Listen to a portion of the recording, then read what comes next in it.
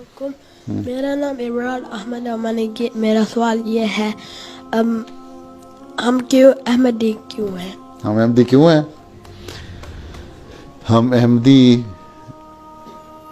اس لیے ہیں کہ اس وقت پہلا سوال یہ کہ ہم مسلمان کیوں ہیں؟ تمہیں پتہ ہے تم مسلمان کیوں ہو؟ اس لیے کہ تم مسلمانوں گھر میں پیدا ہو گئے، اس لیے مسلمان ہو؟ تمہارے ابا اماں مسلمان تھے، احمدی تھے؟ ہیں؟ احمدی مسلمان تھے نا اماں ابو؟ ہیں؟ ہاں جی۔ تو احمدی ہم اس لیے ہیں کہ ہم کسی نہ کسی مذہب کو تو ہم نے ماننا تھا نا، ہے نا؟ اکثر لوگ اگر مذہب کو مانتے ہیں، کوئی عیسائی ہے، کوئی یہودی ہے، کوئی بسم اللہ الرحمن الرحیم۔ السلام علیکم ناظرین، یہ لعنتی مسلمانوں کا خلیفہ بنا ہوا ہے۔ مرزیت کا سب سے بڑا پرچار کرنے والا یہی لعنتی ہے۔ یہ ملعون کذاب مرزا غلام مسرور احمد قادیانی ہے۔ ناظرین، آپ نے دیکھا کہ ایک بچے کے سوال کہ ہم احمدی کیوں ہیں نے اس کی بولتی بند کر دی۔ قادیانیت کیا ہے؟ قادیانیت اور مرزیت میں کیا فرق ہے؟ احمدیت کسے کہتے ہیں؟ اور مرزا غلام احمد قادیانی کون تھا؟ اور قادیانیت کے کون کون سے 8 فرقے ہیں جن سے بچنا انتہائی ضروری ہے؟ کیا قادیانیوں سے دوستی رکھنا جائز ہے؟ ناظرین، بحیثیت مسلمان ہمارے لیے آج کی ویڈیو انتہائی اہم ہے۔ ہمارے لیے یہ ویڈیو بنانا اور آپ کے لیے مکمل سن کر لائک اور شیئر کرنا ایک لحاظ سے خطرناک فتنے کے خلاف جہاد ہے۔ آج کی ویڈیو میں ہم آپ کو قادیانیوں کے متعلق حیران کن معلومات فراہم کریں گے، مگر آگے بڑھنے سے پہلے اگر آپ ہمارے چینل پر نئے ہیں تو برائے مہربانی ہمارا چینل @پروفٹ قصہ سبسکرائب کریں، جہاں آپ کو بالخصوص اسلامک ہسٹری اور دنیا بھر کی منفرد معلومات پر مبنی ویڈیوز ملتی رہیں گی۔ ناظرین، مرزا غلام احمد قادیانی ملعون کذاب بھارتی صوبہ پنجاب، ضلع گرداسپور کی تحصیل بٹالہ کے ضلع قادیان میں 1839 یا 1840 میں پیدا ہوا۔ 6 یا 7 سال کی عمر میں قرآن مجید پڑھنا شروع کیا، چند فارسی کتب بھی پڑھیں، مگر فقہ اور دوسرے دینی علوم سے قطعاً محروم رہا۔ والد نے طب کی تعلیم دلوانے کی کوشش کی، لیکن یہ اس میدان میں بھی آگے نہ بڑھ سکا اور نتیجتاً نیم ملا خطرائے ایمان اور نیم حکیم خطرائے جان بن گیا۔ سیالکوٹ میں ملازمت کے مقابلے کے امتحان میں بھی بیٹھا مگر ناکام رہا۔ پھر قادیان کا رخ کیا۔ قانون کے چند نکات سے واقفیت تھی، والد کے اثر و رسوخ پر وکیل بن گیا اور کچہریوں کی خاک چاٹتا رہا اور اپنے خاندانی مقدمات بھی ہارتا رہا۔ بٹالہ اور گرد و نواح میں بزرگان دین کے جاہ و جلال کو دیکھ کر اس کے منہ میں بھی راڑ ٹپکنے لگی اور یہ پیری مریدی کے خواب دیکھنے لگا۔ اسی زمانے میں اس کے بچپن کے ایک دوست اور ہم مکتب مولوی محمد حسین ابو سعید بٹالوی دینی تعلیم مکمل کر کے بٹالہ آئے۔ خبر ملتے ہی یہ ان کی خدمت میں حاضر ہوا اور غیر اسلامی ادیان کے رد میں کتاب لکھنے کا مشورہ طلب کیا۔ مولوی محمد حسین نے فرمایا کہ یہ ایک مبارک خیال ہے۔ کتاب کی اشاعت کے لیے سرمائے کا مسئلہ درپیش تھا، مگر مولوی صاحب نے لاہور آنے کا مشورہ دے کر یہ مشکل بھی حل کر دی۔ ناظرین، یہ وہی زمانہ تھا جب پنڈت دیا آنند سرسوتی نے اپنی ہنگامہ خیزیوں سے ملک میں مذہبی فضا کو آلودہ کر دیا تھا۔ اسلام کے خلاف ہرزہ سرائی عروج پر تھی۔ غلام احمد قادیانی نے مولوی محمد حسین کے پاس مسجد چونیا لاہور میں رہائش اختیار کی اور مختلف مذاہب کی کتابوں کا مطالعہ کرنے لگا۔ اس دوران وہ گاہے بگاہے اس کی ہندو، عیسائی اور سکھ اور دیگر مذاہب کے مسالک سے مدبیڑ ہونے لگی، اور اس نے اپنے گرد مجمع اکٹھا کرنے کا ہنر بھی سیکھ لیا۔ اب مرزا قادیانی نے ان بحث و مباحثوں سے باہر نکل کر الہام بازی کی دنیا میں ایک قدم رکھا اور ملہم و مستجاب و دعوات ہونے کا پروپوگنڈا شروع کر دیا۔ شہرت تو پہلے ہی سے تھی، اب اہل حاجات کی آمد و رفت کا سلسلہ بڑھ گیا۔ ناظرین، شنپت رائے اور لالا ملا وائل یہ دو ہندو اس کے مشیر خاص اور حاشیہ نشین تھے۔ خوش آمدیوں اور مدح سراہوں کی بھی کثیر تعداد موجود تھی۔ براہن احمدیہ مرزائیوں کے نزدیک مرزا قادیانی کا سب سے بڑا علمی کارنامہ ہے۔ یہ 364 صفحات پر مشتمل کتاب ہے، جس کے جواب میں مرزا قادیانی نے غیر مسلموں کے لیے 10,000 روپے کا انعام مقرر کیا تھا۔ اس اعلان پر مسلمانوں کو یقین ہو گیا کہ مرزا اسلام کی تائید میں غیر مسلموں کو منہ توڑ جواب دے گا۔ براہن میں قادیانی نے ایسا لب و لہجہ اختیار کیا کہ آریوں اور عیسائیوں کے دلوں میں اسلام کے خلاف نفرت و عناد میں اضافہ ہو گیا۔ پنڈت لیکھ رام نے تکذیب براہن احمدیہ کے نام سے جواب شائع کیا، جو دشنام درازی اور بدگوئی میں اپنی مثال آپ تھی۔ اس بدبخت نے انبیاء اور رسل کی اس قدر توہین کی کہ شاید پہلے ایسا نہ ہوا ہو، اور اس سب کا ذمہ دار مرزا قادیانی قرار پایا۔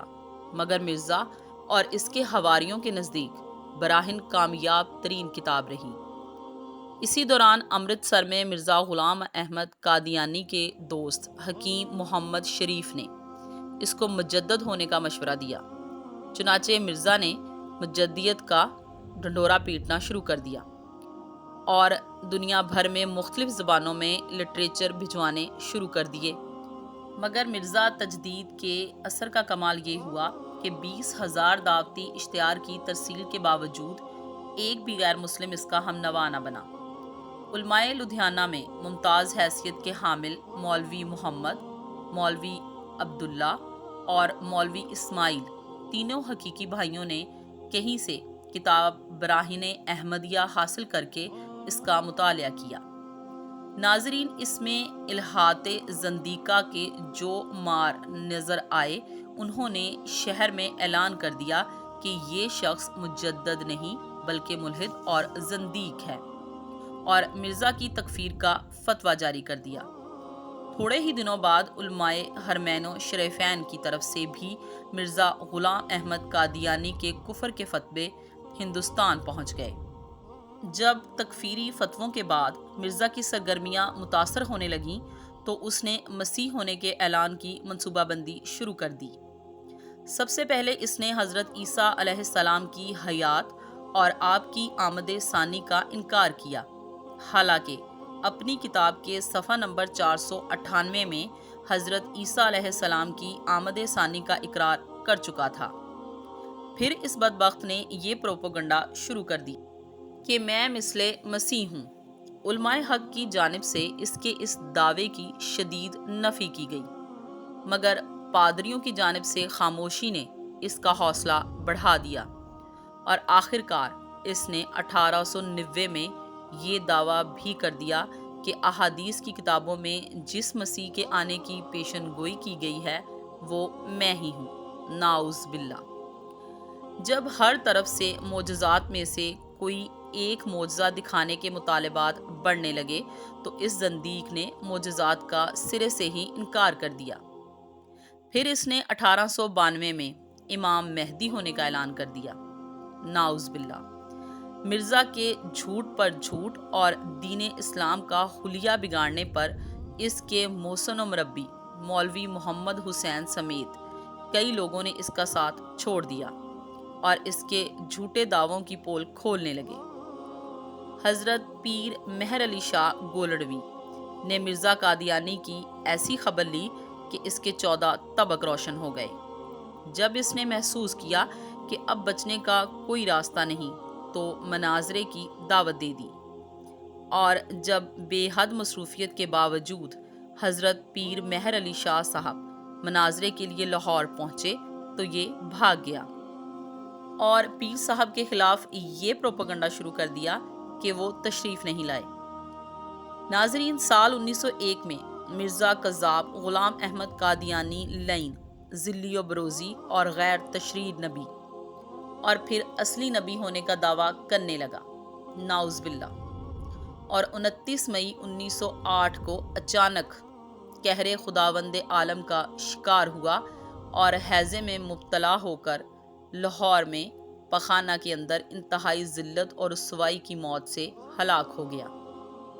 ناظرین، قادیانیت کے دوسرے امام اور مرزا غلام احمد قادیانی کے ناجائز بیٹے مرزا بشیر الدین نے 1910 میں قادیانیوں کے دوسرے مختصر گروپ لاہوری پارٹی کے خلاف حقیقہ و نوا کے نام سے ایک کتاب، جس کے 50 صفحات اس نے اس لیے سیاہ کیے کہ مرزا غلام احمد قادیانی اسی قسم کے نبی تھے جس قسم کے نبی پہلے آتے رہے، اور اگلے نبیوں کے نہ ماننے والے جس طرح کافر ہیں اور نجات کے مستحق نہیں، اسی طرح مرزا غلام احمد قادیانی کے نہ ماننے والے سارے مسلمان بھی کافر اور نجات سے محروم رہنے والے ہیں۔